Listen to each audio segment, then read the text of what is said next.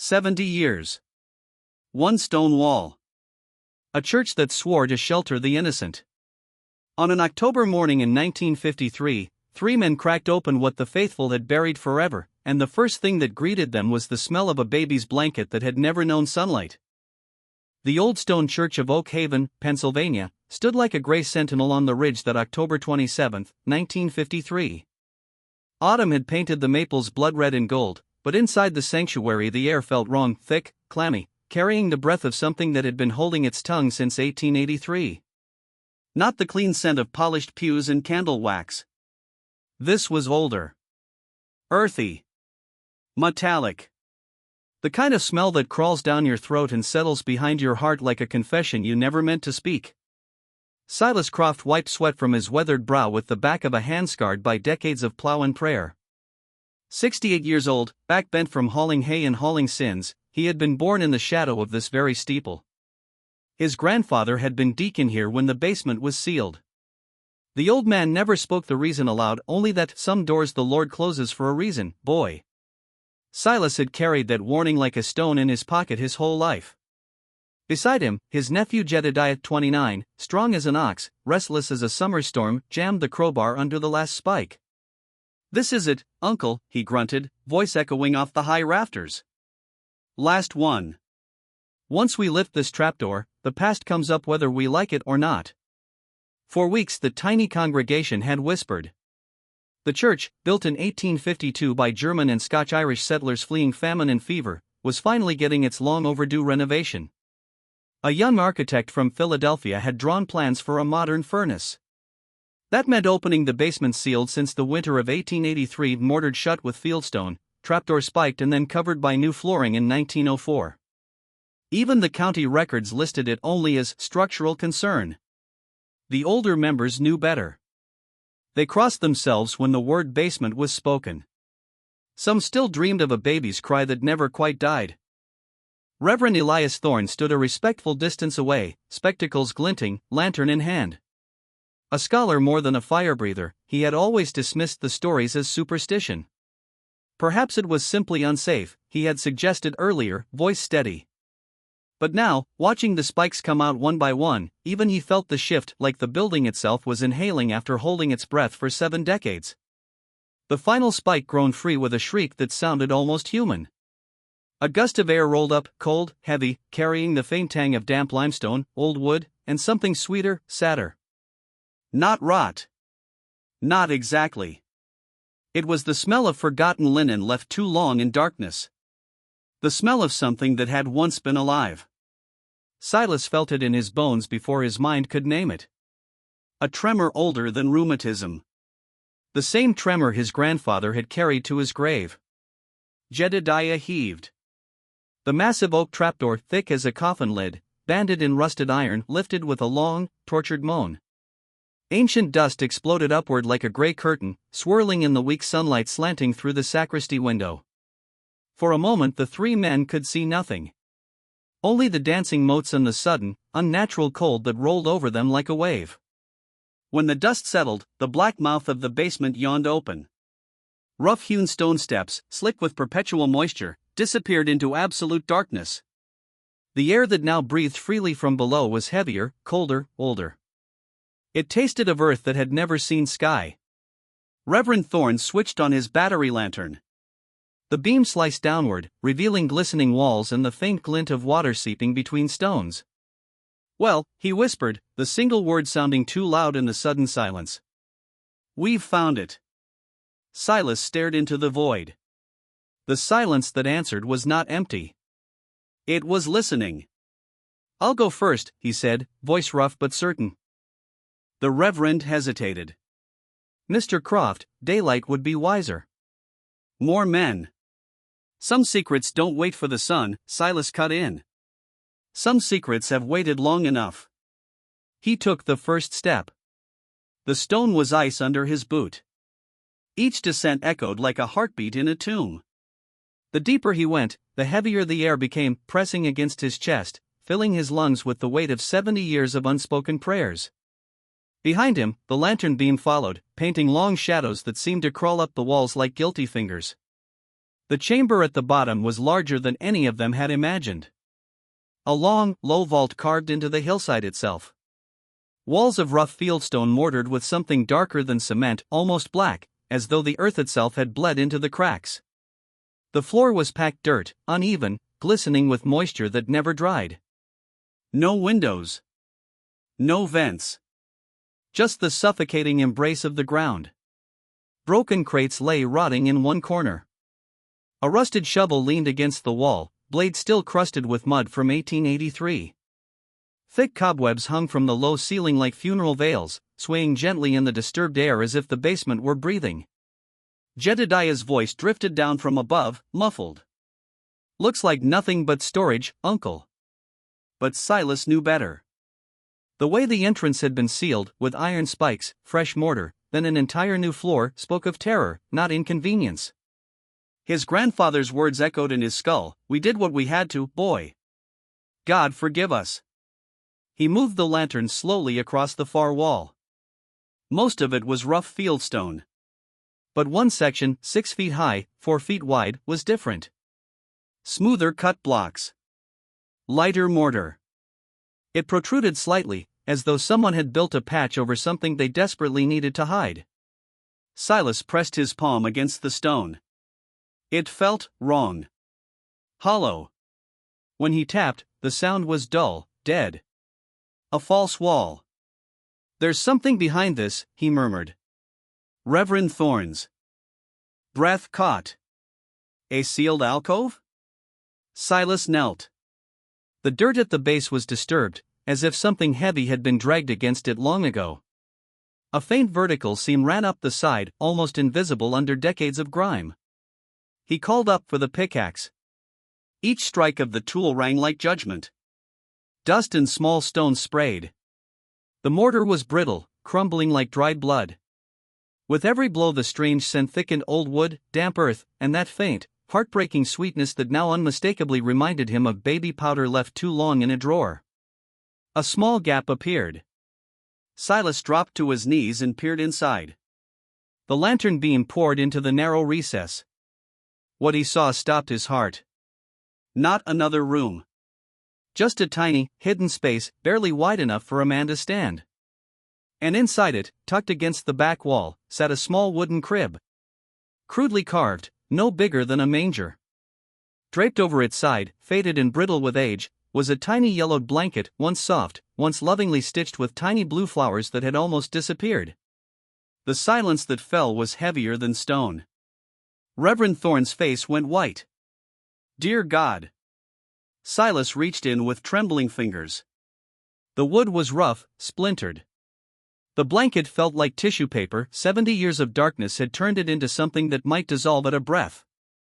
He could almost see the ghost of a mother's hands folding it, tucking it around a child who was never meant to be remembered. This was no storage room. This was a grave for the living. A place where the church, God's house, had hidden a sin so terrible it could not be spoken aloud. A child. A life. Concealed behind stone and silence while the congregation above sang hymns of mercy. Silas pulled his hand back as if burned. Tears, hot, unexpected, burned in his old eyes. He thought of his own grandchildren sleeping safely in their beds tonight. He thought of his grandfather's haunted face. He thought of the verse burned into every Bible in this building, "Be sure your sin will find you out." The weight of 70 years of collective guilt pressed down on him like the earth above. "Jedediah," he called up, voice cracking for the first time in his life. "We're going to need more than a pickaxe. We need to bring this wall down, carefully. Because whatever they buried here in 1883, it's still crying." The younger man descended quickly, sensing the change in the air. The lantern light trembled in Reverend Thorn's grip. The three men stood in that cold vault, staring at the tiny crib and the blanket that had once held innocence. Outside, the autumn wind moaned around the steeple like a mother who had never stopped searching. Inside, the church basement had finally begun to confess. And the confession was only just beginning. The false wall came down stone by stone, like peeling the scab from a wound that had never healed. Silas worked in grim silence, Jedediah beside him, Reverend Thorn steadying the lantern with hands that no longer quite trusted themselves. Each block they lifted released another breath of that stale, sweet sour air, damp earth laced with the ghost of milk and linen left to rot in darkness. The scent clung to their sleeves, their hair, their skin. It was the smell of something that had once been fed, warmed, loved, then abandoned to time. When the last stone thudded to the packed earth, the recess stood fully exposed, a narrow tomb no wider than a grave, carved straight into the hillside in line with warped oak planks that wept black moisture.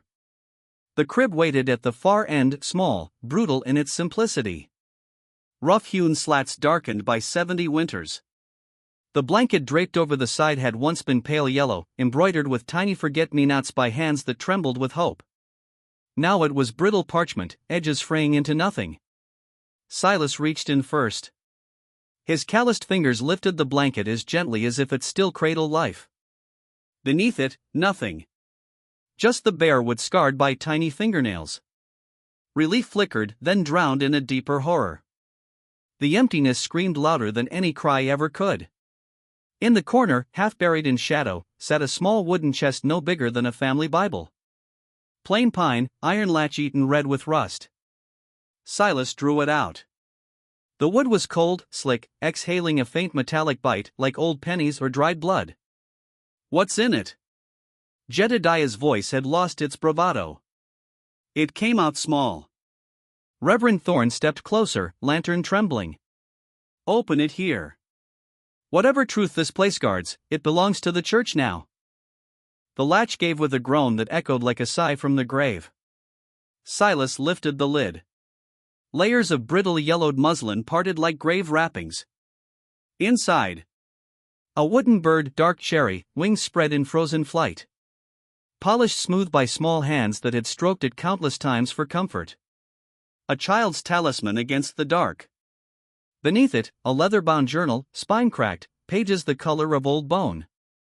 A packet of letters tied with a ribbon that crumbled to cinnamon dust at the first touch. And at the bottom, wrapped in clean linen that had somehow stayed white, a silver locket, heavy, tarnished black. Silas thumbed the clasp. It opened with a soft, final click. Two tiny daguerreotypes stared back. One, a man in clerical collar, stern jaw softened by unexpectedly kind eyes. Reverend Elias Caldwell, his portrait still hung faded in the vestibule, the man who pastored Oak Haven through the winter of 1882-83, then vanished. The second, a young woman, no older than 25, face gentle but shadowed with grief. She cradled a swaddled infant so small its features blurred into light and shadow. The child's tiny hand rested on her collarbone like it was reaching for the heartbeat it would never hear again. "Dear Lord," Thorne breathed. Silas closed the locket. His thumb lingered on the warm metal as though it still held body heat. Jedediah pointed to the floorboards near the crib. A faint, worn groove ran across the oak, like something had been dragged back and forth, again and again, wearing a path into the wood. Silas followed it with his eyes. One plank sat slightly proud. He worked his fingers under the edge and pried. Beneath, oilcloth, still supple enough to protect what lay inside. He unfolded it slowly. A wooden doll, crudely carved, face painted with wide, staring eyes that seemed to follow the lantern light. Scraps of calico for a dress, stitches so small they must have been made by candlelight. Beside it, one infant's shoe. Soft leather, sole worn thin from toddling steps that never reached the world above.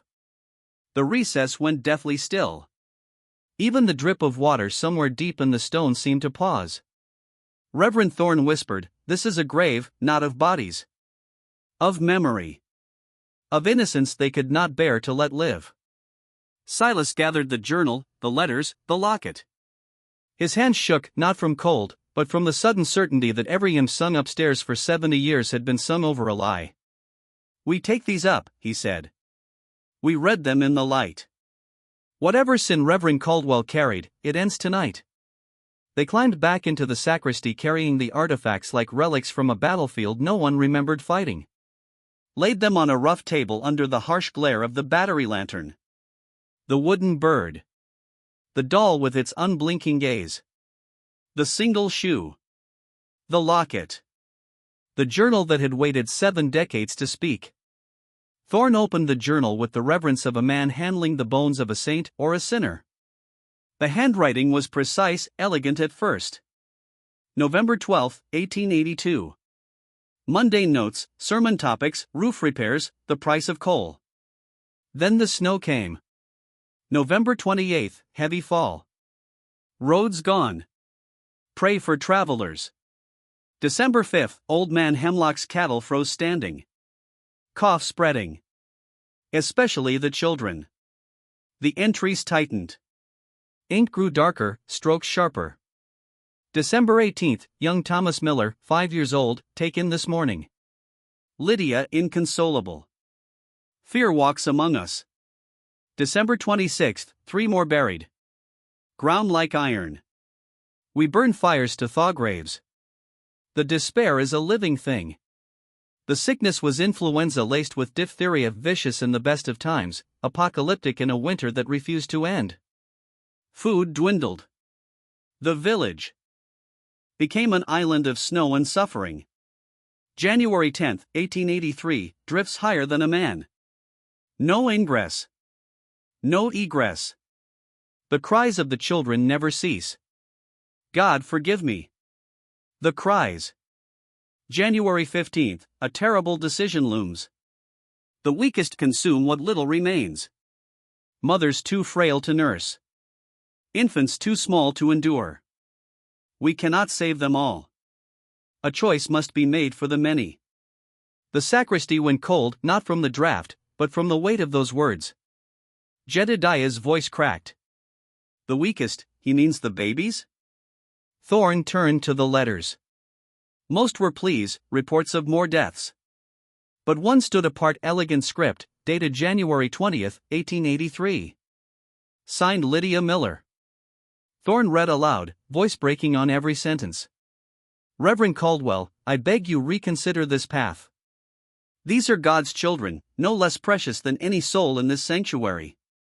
To separate them, to condemn them to the dark below while we survive above, it is an abomination before the Lord.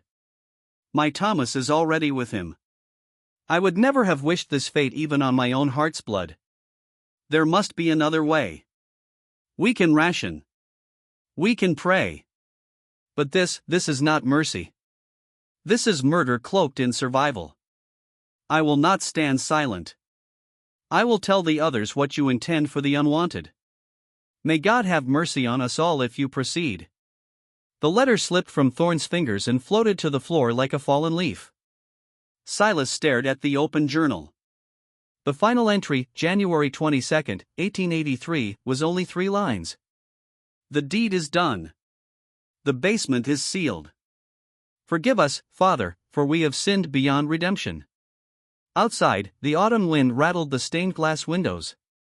Inside, the artifacts lay silent under the light, each one a fragment of a confession too monstrous to speak aloud.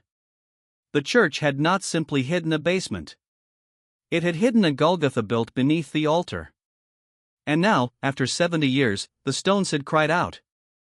The word unwanted lingered in the sacristy like smoke from a dying fire. Silas repeated it slowly, tasting the ash of it on his tongue. The crib. The doll with its wide, painted eyes. The single leather shoe worn smooth by steps that never grew longer.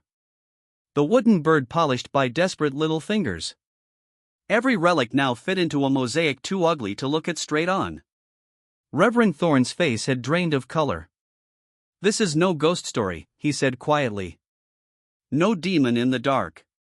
Just men, good men, faithful men, pushed to the edge of hell itself. They chose the many over the few. Survival over sanctity. And when one voice refused to stay silent, they chose silence over her. Silas felt the weight settle deeper in his chest. Not supernatural dread. Human dread. The kind that comes when you understand that the monster isn't under the bed, it's wearing a clerical collar and quoting scripture while it decides who lives. They returned to the journal. Thorne read on, his voice steady but thin, like a man walking on cracking ice. January 22, 1883. Lydia Miller confronts me in the vestry. Grief has made her fierce. She calls it abomination. She does not see the calculus of despair, let all perish in slow starvation, or sacrifice the frailest so the rest might see spring. The fatherless. The motherless. The ones whose cries pierce sleep and weaken resolve. Their hunger empties the last barrels. Their need breaks the strong. I tell myself this is mercy cloaked in cruelty. I tell myself God will understand a shepherd who calls the weakest to save the flock. Silas clenched his jaw. Mercy cloaked in cruelty. The phrase twisted like a knife. January 25th. The first three are carried down at midnight. Sister Agnes helps, her hands steady where mine shake. We line the recess with what blankets remain. A few spoonfuls of gruel thinned with snowmelt. It is bitter cold below, but warmer than the arms of a mother who can no longer feed her own. I kneel and pray over them. Their eyes follow the lantern like they still believe in light. I tell myself it is temporary. When the thaw comes, when help arrives, perhaps. The lie tastes like bile. Sister Agnes. Silas remembered her clearly now, a tall, black-dressed woman who never smiled, who walked the village streets like a shadow with a Bible. Children crossed to the other side when she passed. Adults lowered their eyes. She died in 1931, still in black, still silent. Now he understood why her gaze had always seemed fixed on something no one else could see. The entries grew jagged. Handwriting sloped. Ink smudged as though tears had fallen on the page. February 1st. More arrive. 5 now. Then 7. The sounds rise through the floorboards at night, soft whimpers that the wind carries away before dawn. Above ground we smile, we sing psalms, we pretend the sanctuary is still holy. Below, the truth wails. I dream of small faces pressed to the dark. God, if you hear, send the thaw. Or send forgiveness. I no longer know which I need more. February 8th. Lydia will not relent. She whispers to the grieving mothers. She names the basement aloud in the churchyard. She threatens to walk the 15 miles to the county seat when the road's clear. Exposure would end us. Not just me. The elders. The families who looked away. The entire village would bear the mark of Cain. She must be persuaded, or prevented. The word prevented landed like a stone in still water. Ripples of silence spread. Thorne paused, throat working. He's unraveling. You can see it in the strokes. The man who once wrote sermons on grace is now weighing murder against scandal. February 15th. The thaw begins, slow, cruel drips from eaves. But Lydia's fire burns hotter. She speaks openly now. Calls me murderer in all but name. Calls the elders accomplices. She will tear Oak Haven apart to save souls already lost. I cannot allow the work of months to collapse for one woman's conscience. The secret must hold until spring. After that, perhaps. Absolution. The final entry, February 18, 1883. The choice is made. May God have mercy on my soul and on hers. Thorne closed the journal with a soft snap. The sound echoed louder than it should have. Silas stared at the artifacts spread before them. The locket opened to the two faces, Caldwell, stern and resolute. The woman Lydia, cradling her infant son Thomas, eyes already shadowed by grief that would only deepen. She had lost her child to the sickness. Then she watched the pastor condemn others' children to a slower death below the altar where she once prayed. Her heart had not bent. It had broken open. Thorne sifted through the remaining letters. Most were veiled elders speaking in code, the burden of the frail, measures taken for the common good, a necessary separation. No one wanted their name tied to the words. At the bottom, a single folded scrap. Not elegant like her earlier letter. Hurried. Ink smeared. Dated February 17, the day before the final entry. Thorne read it in a near whisper. He knows I will not be silent. He calls it preservation. I call it slaughter. I have spoken to Dr. Albright. To Martha Grayson. They waver, but fear outweighs mercy. Sister Agnes is immovable stone in a black dress. Tomorrow at first light I go to the bridge. The thaw is enough. I will cross Miller's Creek and reach the county road. I will tell them everything. The children. The basement. The pastor who played God. They cannot bury this forever. God forgive me for what I must do. But I cannot live carrying their sin. L.M. Silas exhaled slowly. The old wooden bridge. Only way out in deep winter before the new road came through in the 20s. Everyone knew the story, young widow swept away in the spring flood of '83. Tragic accident. Nature's cruelty. Jedediah's voice was rough. Except now we know she never made it across. Thorne folded the note with shaking fingers. Caldwell writes the choice is made the very next day. And she disappears. No body ever found, just rumors of a bonnet caught on a branch downstream. Silas lifted the locket again. Lydia's face stared back, gentle, resolute, already grieving one child and about to fight for others. Caldwell beside her in the same frame, the man who would decide no one else should hear her voice again. A man of God, Thorne murmured, almost to himself. A shepherd. And yet. Desperate times don't excuse murder, Silas said flatly. They expose what's already inside. He started by hiding babies to save the village. Ended by hiding a woman to save himself. The sacristy felt smaller now. The stained glass saints in the windows above looked down with eyes that suddenly seemed accusing. Outside, the October wind rose, rattling the panes like fingers demanding entry. The artifacts lay silent, bird, doll, shoe, blanket, locket, journal. Witnesses that had waited 70 years. But the deepest question still hung unanswered in the cold air between them. What exactly had Caldwell chosen on February 18th? And had the creek really taken Lydia Miller, or had the pastor made sure she never reached the other side? The basement below was no longer just a sealed room. It was a confessional. And the confession was still bleeding. The sacristy lamp burned low, throwing long shadows across the table of relics. The wooden bird's wings seemed frozen mid-flight. The doll's painted eyes stared without blinking. The tiny shoe sat empty, sole worn by steps that ended too soon. And the locket, open now, held two faces forever joined in tragedy, Caldwell, stern-jawed like stone, Lydia Miller, cradling her lost son Thomas, eyes already carrying the sorrow that would soon consume her. Silas broke the silence first. The bridge at dawn. Her notes say she planned to cross Miller's Creek before the village woke. His last entry is the same day. The choice is made. No accident feels that clean.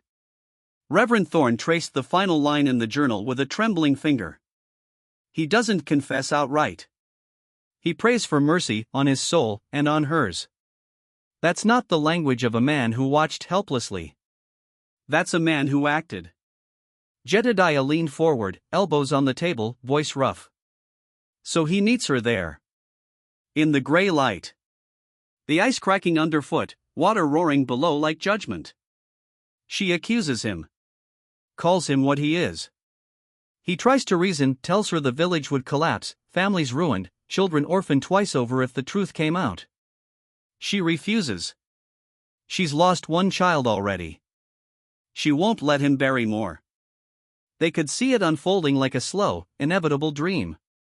Pre-dawn dark. Snow turning to slush underfoot. Lydia wrapped in her widow's shawl, breath fogging in the cold, heart pounding with righteous fire. The old wooden bridge, narrow planks slick with meltwater, ropes frayed, railings splintered from winter storms, spans the swollen creek. She steps onto it alone, determined. Behind her, footsteps in the mud. Caldwell, coat flapping, face pale as ash, calling her name in a voice that cracks on every syllable. Lydia, stop. For the love of God, stop. She turns. Lantern light catches her eyes, fierce, unyielding. You dare invoke his name? After what you've done? Those children are still alive down there, Elias. Their cries reach me even in sleep. You call it mercy. I call it murder. He steps closer. The bridge sways. If the county hears, if outsiders come, they'll hang us all. Not just me. The elders. The mothers who let their babies go. The whole town. You would burn it to save a few who won't last the week anyway? I would burn it to save their souls, she answers. And yours. A gust of wind rocks the bridge. Ice groans beneath. She turns to keep walking. He reaches. Not to grab, to plead. His hand catches her arm. She pulls away. The plank under her foot shifts, rotted through by winter. She stumbles. He lunges forward, instinct more than intent. Their bodies collide. A cry. A splash. The creek takes her like it was waiting. Caldwell alone on the bridge now. Hands empty. Water roaring below, carrying her shawl downstream like a ghost. He stands there until the sky lightens, until the cold seeps so deep he can't feel his own heartbeat. Then he walks back to the church. Past the altar. Down the steps.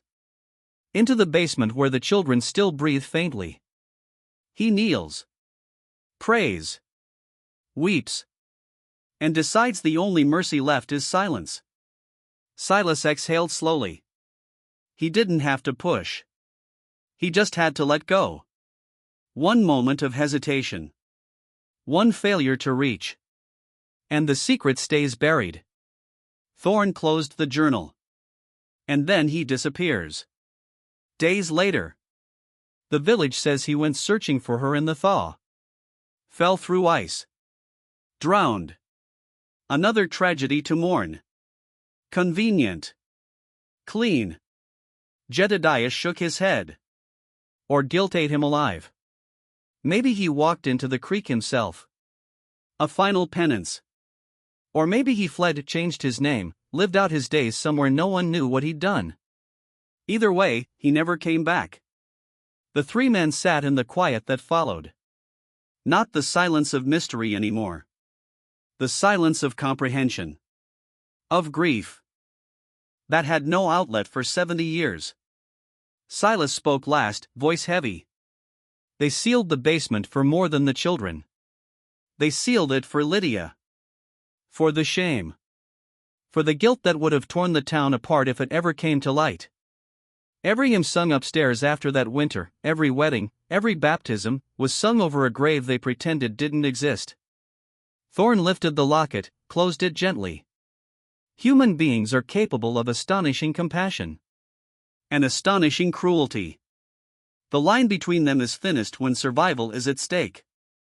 Caldwell didn't start as a monster. He ended as one because he convinced himself the ends justified the means. And the village let him. They all let him. Outside, the autumn sun dipped lower, painting the stained glass crimson. Shadows stretched across the pews like fingers reaching back through time. Silas stood. Walked to the open trapdoor. Looked down into the darkness that no longer felt empty. We can't change what happened. But we can stop pretending it didn't. The children deserve names. Lydia deserves truth. And this church, it needs to remember what it's capable of forgetting. Thorne joined him at the edge. We tell the congregation. Not to judge the dead. To warn the living. Desperation doesn't excuse sin. It reveals it. Jedediah remained seated, staring at the relics. People lived with this for 70 years. Raised kids. Laughed. Prayed. How? Silas turned back. Because the mind buries what the heart can't carry. But the ground remembers. The stones remember. And eventually, the stones cry out. The air from below rose one last time, cold, damp, carrying the faint, sweet ghost of old linen and forgotten milk. Not a curse. A sigh. 70 years of held breath finally released. The renovation would go on. Pipes would be laid. Heat would flow. But the basement would never again be just storage. It would stand as a quiet memorial, to innocence sacrificed, to conscience silenced, to a pastor who chose the many over. The few, and then chose silence over mercy. To a woman who refused to let evil hide behind Scripture. And to a town that learned too late that some secrets don't stay buried forever. The sun slipped below the ridge. Purple dusk settled over Oak Haven. Inside the old stone church, 3 men remained with the past they had unearthed. Not as detectives. As witnesses. And perhaps, at last, as confessors.